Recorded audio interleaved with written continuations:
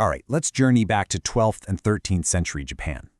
This was a time of absolute chaos. We're talking civil war, social upheaval, and a deep, deep spiritual crisis.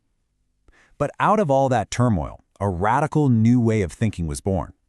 One that would end up reshaping pretty much everything in Japanese culture, from how a warrior thinks to how an artist holds a brush. We are talking about the rise of Zen. So let's just get right to the heart of it. In an age totally defined by the sword, why on earth did Japan's brand new ruling class, the samurai, embrace a practice that's all about sitting still and being silent? I mean, it seems like a total contradiction, right?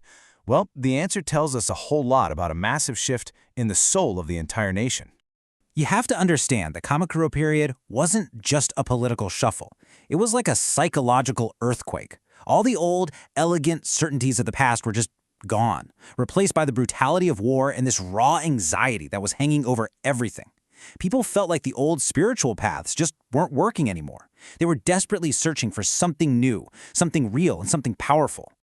So where was all this anxiety coming from? Well, it was rooted in this really powerful idea that had taken hold of the whole country. This belief that society had basically entered a spiritual dark age. This idea was called Mappo. It was the belief that they were living in the final degenerate age of Buddhist law.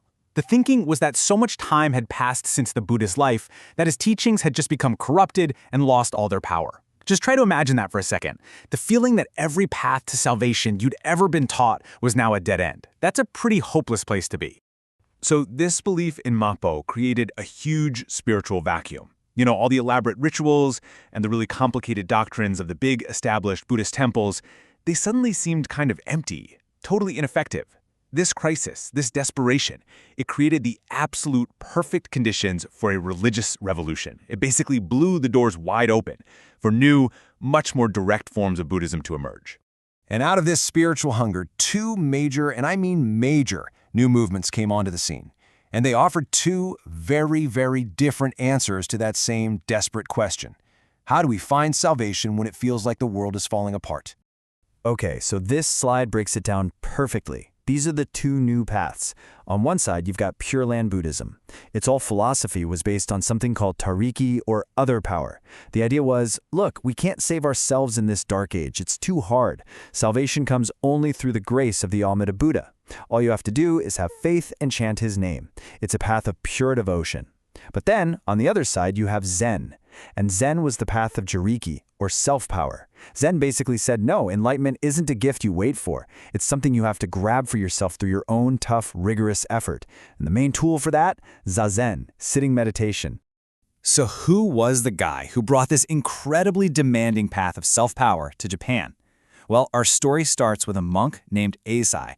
He was a real pioneer, and he had to fight the entire religious establishment just to get his foot in the door. This quote from Eisai just perfectly sums up the whole Zen worldview. He's saying, stop looking up at the heavens for a savior. The real power, the thing that's bigger than the sky and deeper than the earth, it's your own mind. The power isn't out there somewhere, it's right here inside you. Eisai's story is just incredible. He risked his life crossing the sea to China, not once but twice, to bring back what he believed were the true, authentic teachings of Zen. But when he got back, the powerful monasteries in the capital, they saw him as a huge threat. They actually had his teachings banned. But Eisai, he was a brilliant strategist. And as a really cool side note, he also brought back another little custom that would become, quintessentially Japanese, the whole practice of drinking powdered green tea. Now, this was Eisai's masterstroke. This is how he got around the opposition. He didn't just argue about religion, he got political. He wrote this brilliant essay called Promoting Zen for the Protection of the Nation, and he made his case directly to the new samurai government. He argued that Zen, with its laser focus on discipline and mental toughness, would create stronger warriors and a more stable country. He managed to frame Zen not as some weird foreign idea, but as a patriotic duty. Absolutely genius. Okay, so if Eisai was the sharp diplomat who kind of wedged the door open for Zen, our next guy, Dogen, well, he was the uncompromising purist who kicked the door down and completely redefined the path. That quote tells you literally everything you need to know about Dogen's philosophy. For him, there were no shortcuts, no rituals, no complicated scriptures that you had to memorize. The path was singular, it was absolute. You sit. That's it. Everything else was just a distraction. Dogen's core practice is called shikantaza. Now, it translates as just sitting, but that's a little misleading. This isn't about zoning out or trying to empty your mind. It's actually a super active practice of being totally fully present, aware of your thoughts as they come and go without judging them or getting stuck on them. And for Dogen, this was the key. The act of sitting itself was enlightenment. It wasn't just a step to get you there. And this is where you see the huge difference between him and Aisai. While Aisai was smoozing with the powerful, Dogen actively ran away from them. He took his own master's advice to stay away from kings and ministers, and he left the capital entirely. He built his temple, Iheiji, way out in the mountains, because he wanted a place to practice pure Zen, far away from all the corrupting influence of politics and power. So, with these two incredible figures, Zen has now planted some really deep roots in Japan. Now, let's take a look at how it grew from there and ended up transforming the entire culture. You know, the new samurai class, they found their perfect philosophical match in Zen. I mean, think about it. A warrior's life is a constant, daily confrontation with death. Zen didn't ask them to study dusty old texts. It gave them a direct, hands-on way to master their own minds. The same intense focus a monk uses to face reality in meditation, a samurai could use that same focus to face an enemy on the battlefield. This emphasis on discipline, self-control, and finding a sense of calm in the middle of chaos, it was the ultimate mental training for a life lived on the edge. But Zen's influence didn't stop with the warriors. Not at all. Its core ideas, simplicity, mindfulness, finding beauty in imperfection, started to seep into everything, especially the arts.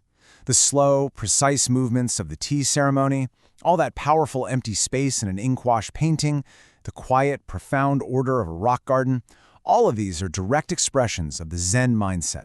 When you zoom out, what started as this radical new path to find salvation ended up becoming a fundamental piece of Japan's cultural DNA. The spirit of Zen, that constant search for clarity and strength from within, is just woven into the very fabric of the nation's art, its ethics, and its identity. And that really leaves us with a final thought, doesn't it? The people of Kamakura, Japan, turned to Zen because their world felt chaotic, uncertain, and out of control.